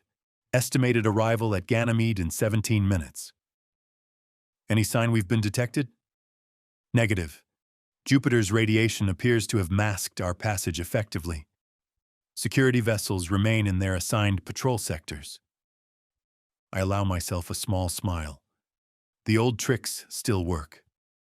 As we approach Ganymede, the tactical situation becomes clearer. The moon's orbital space is heavily patrolled, but the pattern suggests reaction to events elsewhere rather than anticipated threats. Several sectors show reduced coverage where vessels have been redeployed to trouble spots in other parts of the system. Matsuo Shipping Alpha comes into view on our long-range sensors, an enormous complex sprawling across Ganymede's trailing hemisphere. The facility's proximity to the moon's magnetic field provides natural interference that helps mask our approach. Initiating final approach sequence, I announce. Transmitting docking authorization codes. The codes Lexi provided should identify the runner as a routine cargo pickup, scheduled and approved before the security alert. If her intelligence is accurate, our contact inside the facility will have ensured the codes remain valid despite the heightened security. Authorization acknowledged, Max confirms as the response comes through. We are cleared for approach to Docking Bay 42C. Security scans are scheduled but flagged as routine. Good. Maintain stealth profile until final approach, then transition to standard emissions pattern. We need to look exactly like what we're pretending to be. Just another transport making a scheduled pickup. The runner glides toward the massive docking complex, its stealth systems gradually powering down as we near the outer markers. To any observer, we now appear to be a standard mid-sized transport with legitimate business at the facility. Security scan commencing, Max warns as we pass the outer perimeter. I hold my breath as the scan washes over us. If they detect the weapons systems or military-grade enhancements Nakamura installed, we'll have a fight on our hands before we even reach the docking bay. Scan completed.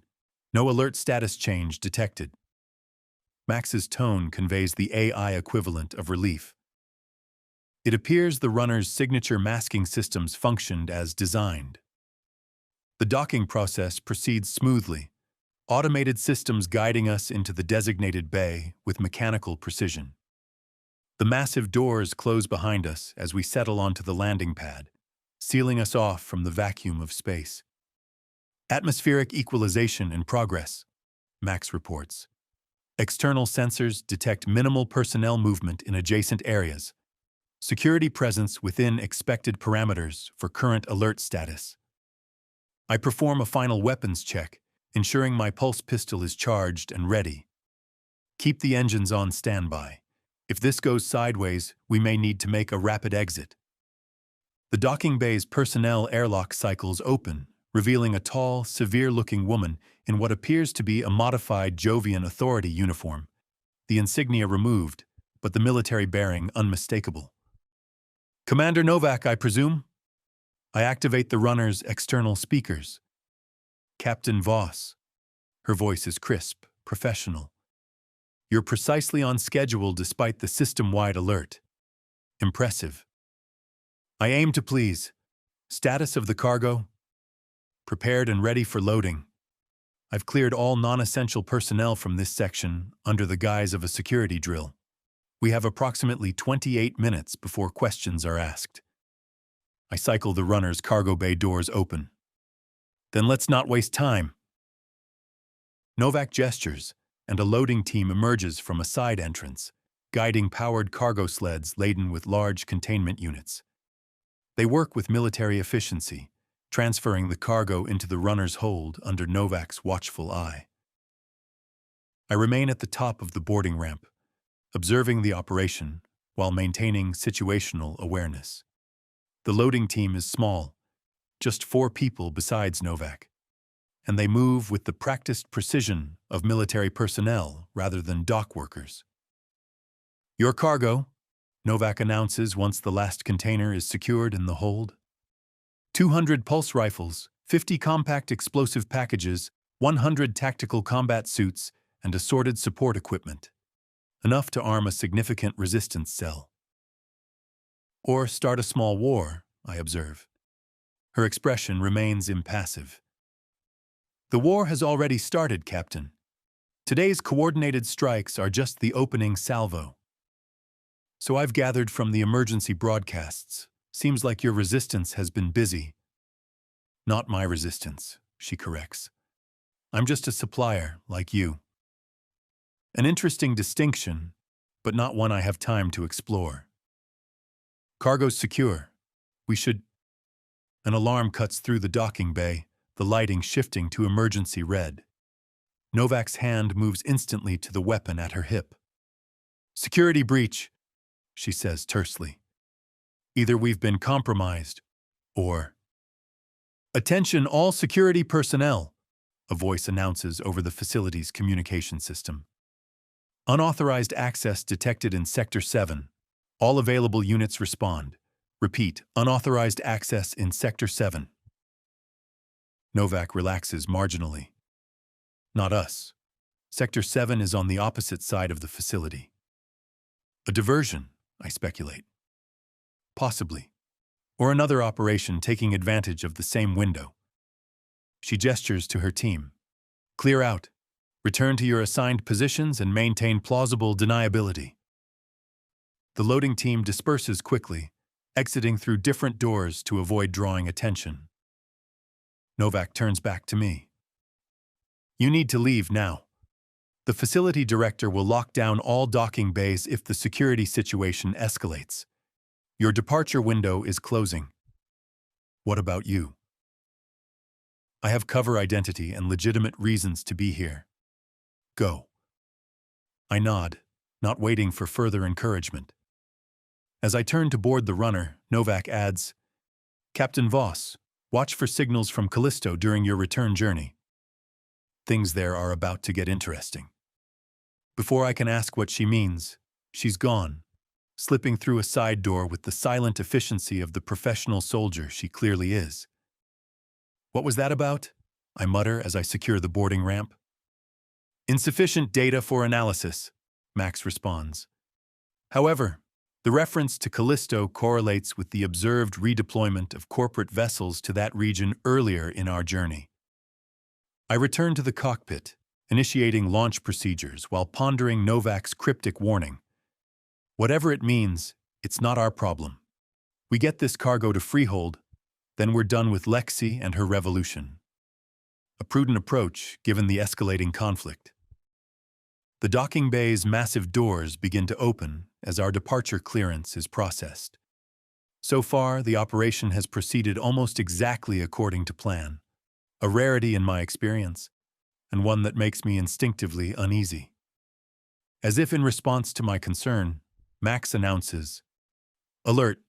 Security override in progress. Docking bay doors halting at 37% open. Someone's trying to trap us here? I immediately divert power to the engines, preparing for a potentially tight exit. Negative. The override appears to be system-wide, affecting all docking bays simultaneously, most likely a facility-wide security protocol in response to the alert in Sector 7. The doors have stopped opening, leaving a gap large enough for the runner to pass through, but with minimal clearance, a challenging exit, but not impossible. We're not waiting to see if they get those doors moving again, I decide, engaging the main engines at low power. The runner lifts smoothly from the docking pad, hovering as I align it with the partial opening. Clearance margin approximately 2.7 meters on all sides, Max calculates. Then we won't deviate.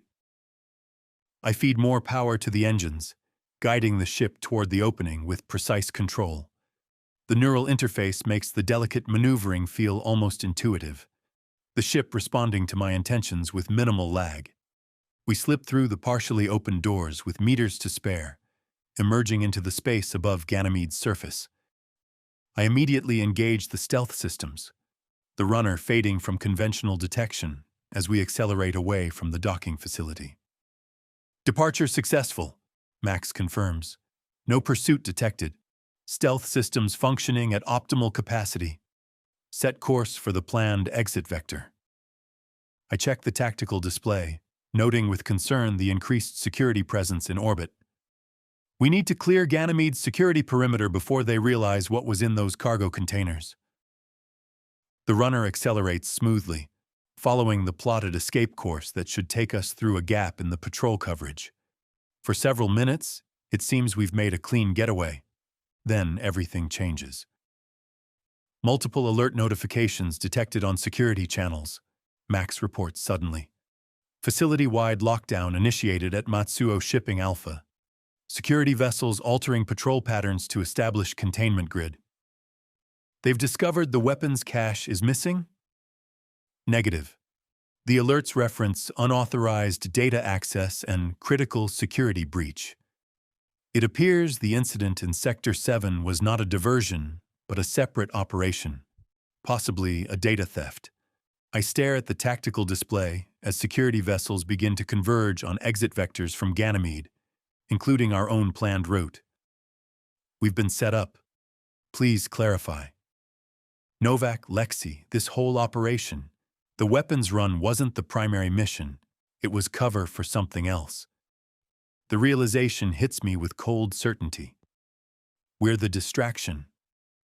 That hypothesis aligns with observed security responses, Max acknowledges. Though I should note that regardless of the strategic context, our tactical situation remains unchanged. We must evade security forces and deliver our cargo to Freehold. Right. I focus on the immediate problem, studying the rapidly evolving security deployment. Our planned exit vector is now blocked by 3 Authority patrol vessels. Alternative routes show similar coverage. Options? Conventional escape vectors all show high probability of interception, Max analyzes. However, there is a potential alternative approach. A new trajectory appears on the display, a high-risk path that would take us directly toward Jupiter before executing a complex series of maneuvers through the gas giant's radiation belts. The radiation exposure would be extreme, Max cautions. Even with our enhanced shielding, I calculate significant risk to ship systems and potentially to your biological functions. What about the cargo? Will the radiation damage the weapons? The containment units appear to be military-grade with built-in radiation shielding. The cargo should remain viable. Then that's our play. I adjust course, the runner banking sharply toward Jupiter's looming presence. Better radiation exposure than capture by the Authority. As we accelerate toward Jupiter, the tactical display shows security vessels adjusting to our new vector, but with notable hesitation. Few patrol captains are willing to follow a target into Jupiter's deadly radiation fields. Alert, Max announces. Incoming transmission on secure frequency. Source? Encryption signature matches Commander Novak. Put it through. Novak's voice comes through clearly despite the encryption. Voss, change of plans. All security assets are being rerouted to Callisto. Operation Sunburst is commencing ahead of schedule. What the hell is Operation Sunburst? The resistance assault on the Callisto research facility. The intelligence we extracted from Matsuo's systems confirmed it. Jovian Minerals has weaponized the alien technology. They're preparing to deploy it system-wide. A cold feeling settles in my stomach.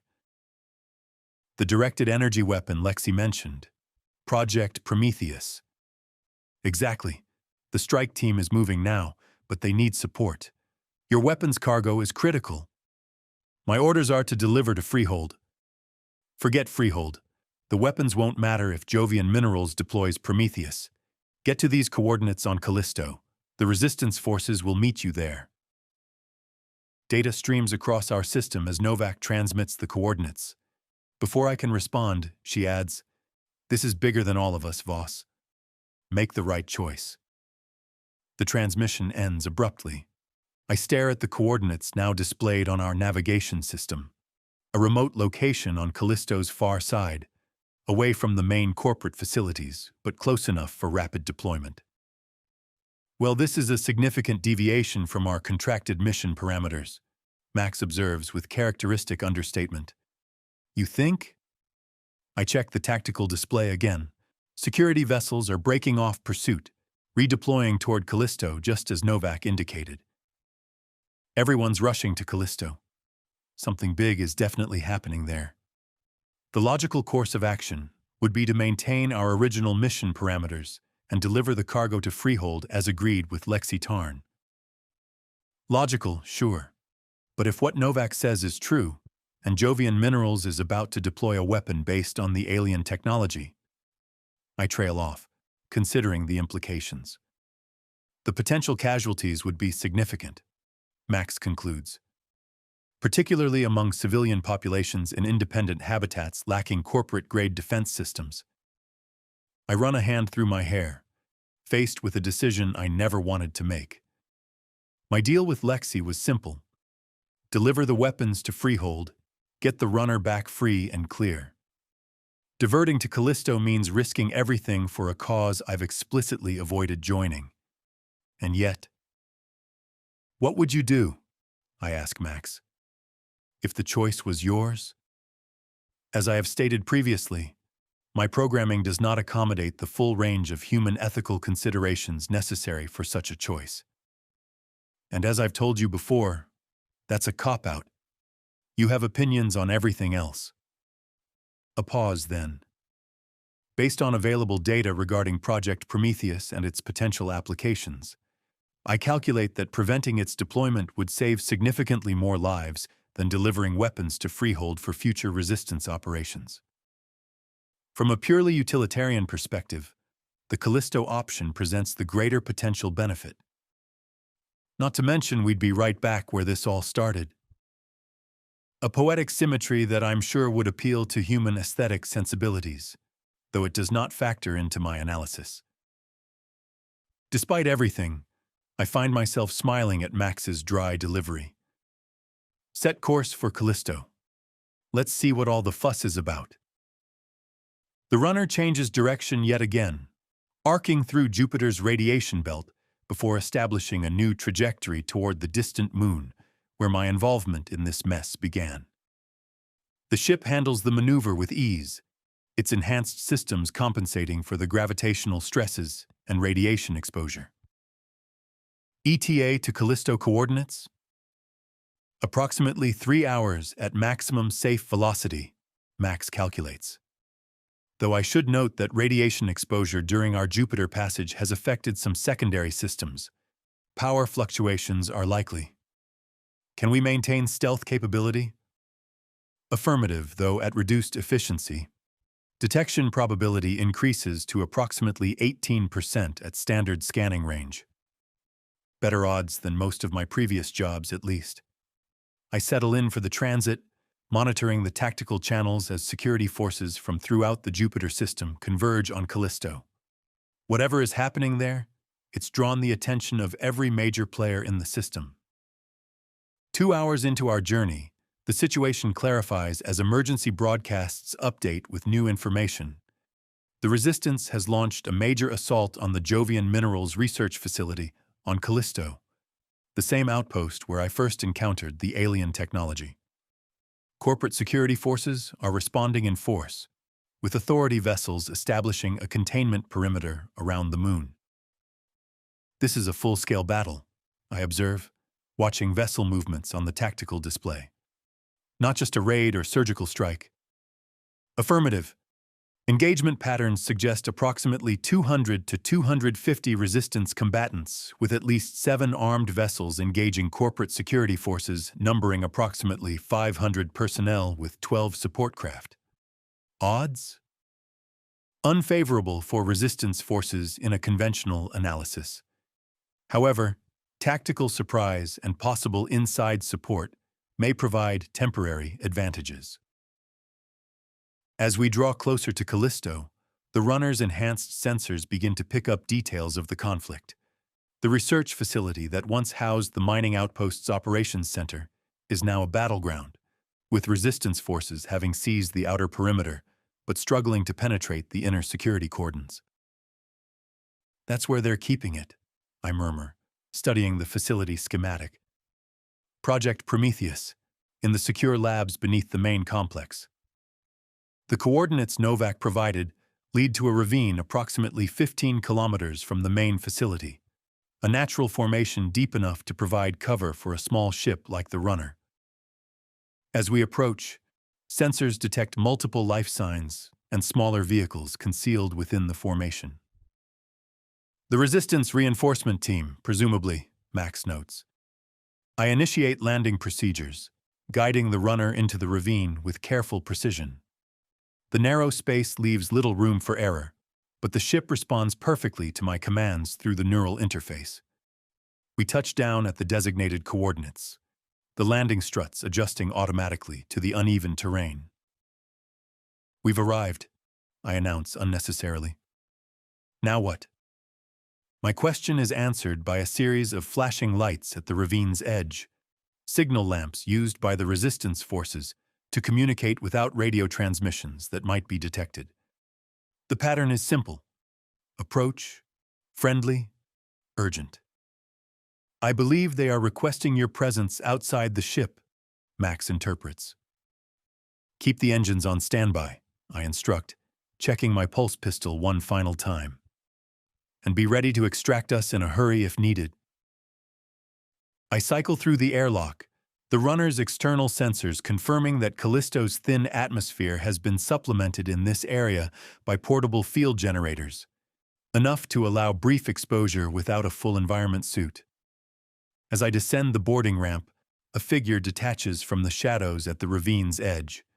To my surprise, it's a face I recognize: Thomas Ellis, the representative from Callisto Mining Outpost 37, who hired me for the original delivery that started all of this. "Voss," he greets me, his expression a mix of relief and urgency. "Wasn't sure you'd actually come." Neither was I. I glance around, noting the resistance fighters positioned throughout the ravine, their weapons trained outward rather than at me. Seems I've missed a lot since our last meeting. "You could say that." Ellis gestures toward the distant facility, where flashes of weapons fire illuminate the horizon. "After you exposed what Jovian minerals did to our outpost, everything changed. Some of us joined the resistance, others tried to disappear. But when we learned what they were doing with the alien technology—" "Project Prometheus," I say. "A directed energy weapon that can selectively disable habitat systems." Ellis nods grimly. "The perfect corporate takeover tool. Disable a colony's life support, communication, and defenses, then offer a simple choice: surrender or suffocate. And the resistance is trying to stop it. Trying and failing." His expression turns grim. "The assault team got inside the perimeter, but they're pinned down outside the main lab complex. Corporate security has them outnumbered and outgunned. Which is where my cargo comes in." "Exactly. The weapons you're carrying could turn the tide. Enough firepower to punch through to the central labs where Prometheus is housed." He meets my gaze directly. "I know you're not a revolutionary, Voss. You made that clear when we first met. But this affects everyone in the outer system. Once Prometheus is deployed, no independent habitat will be safe. I consider this, weighing options that all seem equally dangerous. If I hand over these weapons, what exactly is your plan?" Ellis leads me to a makeshift command post, set up in a natural alcove within the ravine. A holographic display shows the current tactical situation: resistance forces holding a precarious position within the facility's outer sections, corporate security establishing a kill box around the central laboratory complex. "The assault team has managed to download the Project Prometheus specifications," he explains, indicating a secure data module on the command table. "But the prototype itself remains in the central lab. Our objective is to destroy it before it can be deployed." "And after?" "Even if you destroy the prototype, they have the specs, the research. they can build another. The specifications we've acquired include critical vulnerabilities in the design. With that information, defenses can be developed. But we need time. He gestures to the tactical display. That's what this operation buys us. Time for independent habitats to prepare countermeasures. It's a desperate plan, with slim chances of success. But as I study the tactical situation, I realize it's not entirely hopeless. With proper equipment, a determined force might break through to the central lab. If I give you the weapons, what happens to me and my ship? I ask, the practical question that's never far from my mind. You've fulfilled your contract by delivering the cargo. What you do after that is your choice. Ellis meets my gaze directly. Though I won't pretend we couldn't use an experienced pilot with a ship like yours. The implication is clear. I could join the assault, use the runner's capabilities to support the resistance forces, or I could hand over the weapons and leave, washing my hands of the entire affair. 3 months ago, the choice would have been simple.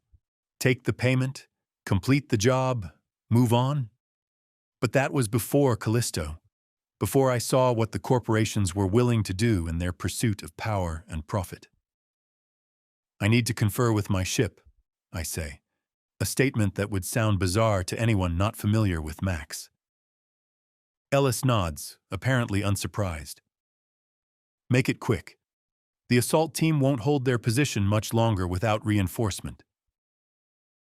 I return to the runner, heading straight for the cockpit where Max's presence is strongest. You monitored all that? I ask, dropping into the pilot's seat. Affirmative. External sensors captured the entire conversation, and I accessed the tactical data from their command systems when they linked to our communications array. Assessment? The resistance operation appears to be legitimate. Sensor readings from the research facility confirm intense energy signatures, consistent with a device utilizing alien technology principles. The tactical situation is precarious, but not unwinnable with appropriate resource allocation. In other words, our weapons shipment really could make a difference. That is a reasonable conclusion based on available data. I stare out the view screen toward the distant flashes of combat, weighing my options one final time. If we get involved, really involved, not just dropping off supplies, what are our chances? Calculating variables. Max pauses, running complex simulations based on the tactical data. The runner's combat capabilities would significantly enhance resistance operational effectiveness. I estimate a 57% probability of successfully reaching the central laboratory complex with our support. And without us? Probability decreases to approximately 29%. Not great odds either way, but a meaningful difference. I consider what's at stake, not just my ship and my freedom, but the future of every independent settlement in the outer system. If Jovian Minerals deploys Prometheus, no one will be safe from corporate control. Open the cargo bay, I decide finally. Let's get these weapons to Ellis's team. A statistically suboptimal decision from a self-preservation standpoint, Max notes, but one that aligns with ethical frameworks prioritizing collective welfare over individual benefit. Just say you approve and spare me the moral calculus. I approve, Cassian. The resistance fighters work with military efficiency, transferring the weapons from the runner's cargo hold to their transport vehicles. Pulse rifles, explosives, combat suits, enough to equip every fighter in their assault team. Ellis oversees the distribution, ensuring each squad receives appropriate armament for their role in the operation. This changes everything, he tells me as the last crate is unloaded. With this firepower, we have a real chance. Don't celebrate yet. Getting in is just the first step. I glance toward the facility. You still need to reach the central lab, destroy the prototype, and extract safely. That's where you come in. Ellis activates his tactical display, showing a new assault plan. We need air support. That ship of yours has weapons systems, right? Military grade, if I'm not mistaken. So much for just dropping off the cargo. What exactly did you have in mind? The facility has automated defense turrets covering the approach to the central complex. If you can suppress those, create a diversion on the eastern perimeter. Our main force can punch through from the west. I study the tactical display, considering the proposed plan. It's sound in theory.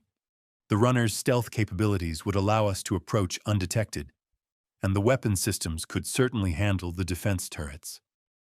The real question is whether I'm willing. Thanks for experiencing The Void's Price. If you enjoyed Cassian Voss's adventure, please hit that like button and subscribe for more original stories. Speaking of which, if you were in Cass's position, what would you choose? Fight or run? We're reading every comment, and your perspectives could influence future stories in this universe. Don't forget to turn on notifications and share with a friend who loves gritty sci-fi with complex characters. See you in our next adventure.